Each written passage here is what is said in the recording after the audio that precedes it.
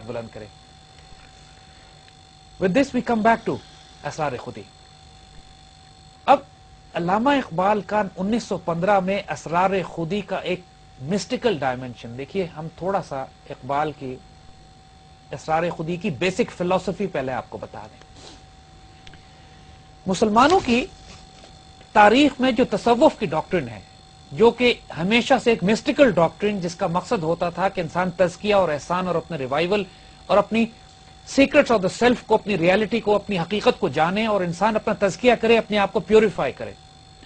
اس میں ایک بیسک ڈاکٹرن ہمیشہ یہ رہا ہے کہ انسان دنیا سے تعلق توڑ کر اپنے آپ کو الگ کر لے اور کونے میں تنہائی میں ایک رہبانیت کی، ایک راہب کی، ایک ہرمٹ کی زندگی گزارے، درویش کی زندگی گزارے جس کو دنیا سے کوئی واسطہ اور تعلق نہ ہو.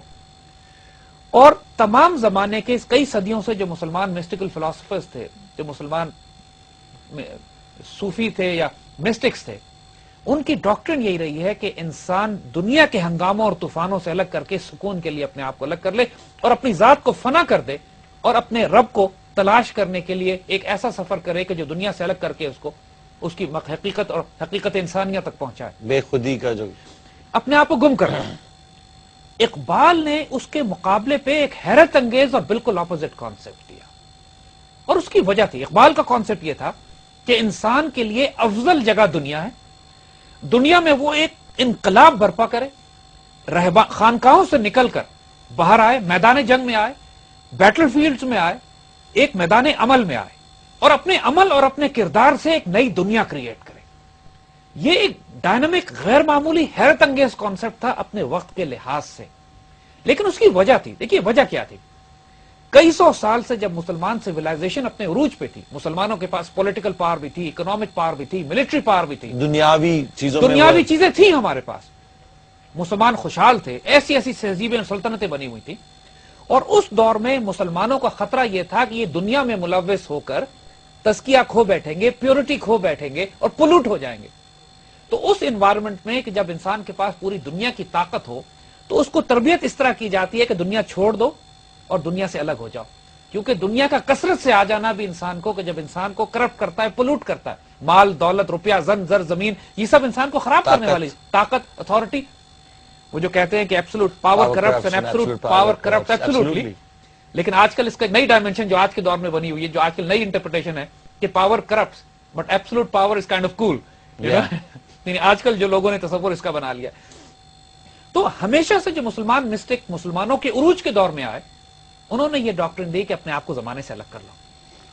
لیکن اقبال جس دور میں آئے اس میں تو مسلمان تباہ ہو چکے تھے. تو نیچرلی ہی ڈیمانڈ پریکٹیکل فیلڈ میں آئے. بالکل بہت ضروری ہے. This was the great difference between Iqbal and the people who went before him. اس کو بات کریں گے. So this is where we find that Iqbal different from rest of the mystical philosophers. تو اقبال نے جب اسرار خودی لکھی تو بہت بڑے بڑے لوگوں نے اپنے وقت کے اقبال کی مخالفت کی کہ یہ کیا بات کر رہے ہیں. کیونکہ اقبال نے پچھلے گزرے والے کچھ صوفیوں پہ تنقید بھی کر دی کہ وہ جو ان کا وے آف لائف تھا وہ it's not working now. Iqbal نے ان کی شخصیت پہ تنقید نہیں کی. یہ کہا کہ جس ڈاکٹرن کو اور فلسفی کو وہ لے کر آئے ہوئے ہیں آج کے دور میں وہ کام نہیں کرے گی، اس کو فالو مت کرنا. جب وہ کہتے ہیں کہ نکل کر خانقاہوں سے ادا کر رسم شبیری، اقبال نے جو یہ ڈاکٹرن دی کہ آپ خانقاہوں سے نکلیں اور اس کے بعد میدان جنگ میں، بیٹل فیلڈ میں آ کر کنفرنٹ کریں وقت کے کفر کو اور طاغوت کو، تو یہ بڑی ڈیفرنٹ ڈاکٹرن تھی from previous mistakes. we're going to take a break. اور جیسا کہ جو اب کر کے وقت کے کفر کے جو مجسمے بن چکے ہیں اور اس دنیا میں بھی اس وقت ہمارے لیے وہ پوئٹری، اسرار خودی کی پوئٹری بہت زیادہ ریلیونٹ لگ رہی ہے. جو آپ باتیں کر رہے ہیں ہمیں اس ڈاکیومنٹ کی بہت زیادہ ضرورت ہے. پوری پاکستانی قوم کو نہیں یا مسلمان امہ کو نہیں، بلکہ میرے خیال سے پوری دنیا کو، پوری انسانیت کو اس کی ضرورت ہے. We'll be right back after this break. Welcome back to Iqbal Ka Pakistan. Like I said, we're suffering from the phenomena called the commercial breaks, but this one is going to be a longer segment, so let's go without any further delay. Again, اس سے پہلے کہ ہم بتاتے خود اسرار خودی پہ جائیں، وہ بات جو آپ نے کہی تھی کہ پاکستان کی 60 سال کی تاریخ میں آج تک کبھی پاکستانی میڈیا میں اسرار خودی کو ڈسکس نہیں کیا گیا. اس کی کیا وجوہات ہے؟ میں آپ سے بلکہ یہ جب شو سے پہلے ہم یہ بات ڈسکس کر کے تو میں چاہتا تھا کہ یہ بات اب اس کو سامنے لے کے آئیں, اس کی وجوہات اور ان کے پیچھے کون لوگ انوالو ہیں. دیکھیے علی, یہ بات بالکل اچھی طرح سمجھ لو کہ Iqbal is the greatest revolutionary of the 20th and the 21st century. He is a dangerous man.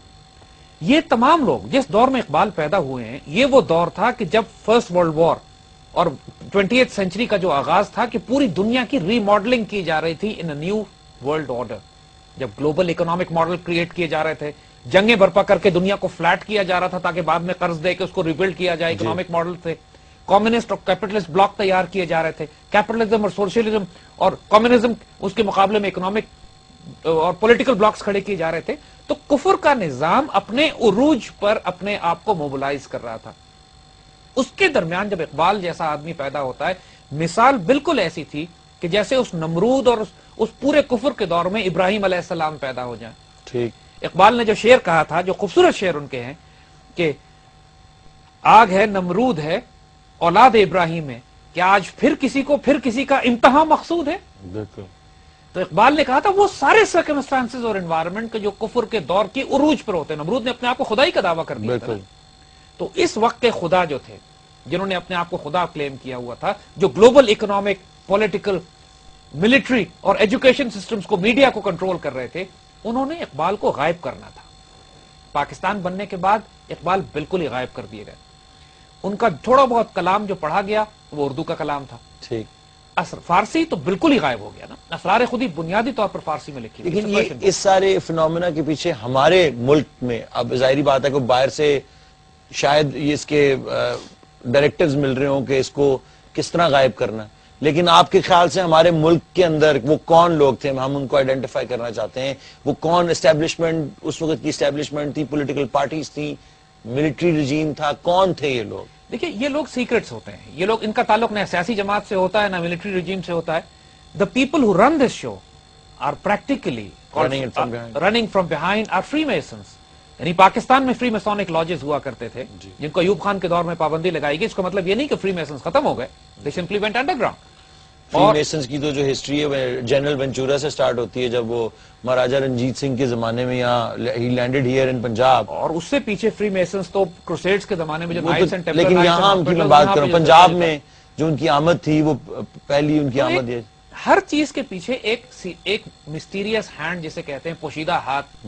یہ کنسپریسی تھیوریز نہیں ہے, یہ پوری دنیا کا نظام چلانے والے یہ فسادی لوگ ہیں کہ جو راس چائلڈز اینڈ راک فیلرز اور راکفیلر فاؤنڈیشنز اور یہ سارے کے سارے وہ لوگ, بلڈربرگ گروپ, یہ سارے وہ لوگ کہ جو اس گلوبل اکنامک پولیٹیکل ماڈل کو کنٹرول کرتے ہیں. ان کے نزدیک جو خطرناک لوگ ہوتے ہیں, پروٹوکالز آف دی زائون میں یہ لکھتے ہیں کہ ہمیں لاکھوں کروڑوں انسانوں سے کوئی خطرہ نہیں ہے, ہمیں ایک آدمی سے خطرہ ہے, who has an original thought. So let's kill the original thought. Let's condition all these people into sheep. تو Iqbal was the man with the original thought. اس کو تو غائب کرنا ہی تھا انہوں نے. اور آج یہ اسرار خودی لکھنے کے تقریباً 95 ایئرز کے بعد ہم اسرار خودی کو ایک دفعہ پھر ریوائیو کر رہے ہیں. الحمدللہ history is in the making here and this revolution is being televised. It's being televised. And somebody is on the line right now as my producer keeps telling me. G hello, کون سا بات کر رہے ہیں؟ السلام علیکم. میں وعلیکم صاحبہ جی گجرات سے. جی جی السلام علیکم. وعلیکم السلام. السلام علیکم ڈاکٹر صاحب. وعلیکم السلام بہن. ڈاکٹر نہیں ہیں وہ, حکیم صاحب ہیں, حکیم میں قوم ویسے. السلام علیکم حکیم صاحب.